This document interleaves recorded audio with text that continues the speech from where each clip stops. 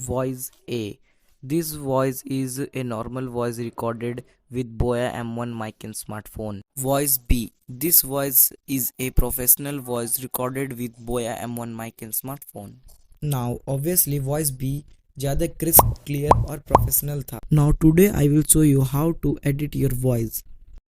सबसे पहले आपको लेक्सिस ऑडियो एडिटर डाउनलोड कर लेना है. ऐप स्टोर और प्ले स्टोर में इजीली अवेलेबल है. Lexus audio editor app download करने के बाद वो एप्लीकेशन में चले आना है और मैं एक सैंपल ले रहा हूँ साउंड का, उसको मैंने प्ले कर दिया हूँ.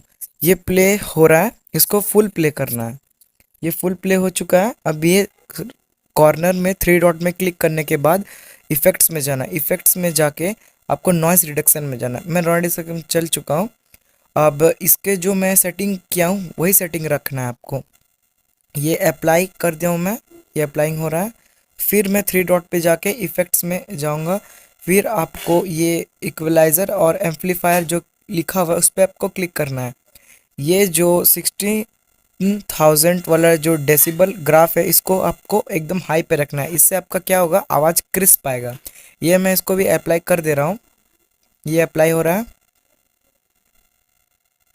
अप्लाई होने के बाद फिर आपको 3 डॉट्स पे जाके इफ़ेक्ट्स में जाना है और आपको ये जो लास्ट में जाके ये मोनो टू स्टीरियो इसमें जाके अप्लाई कर देना है.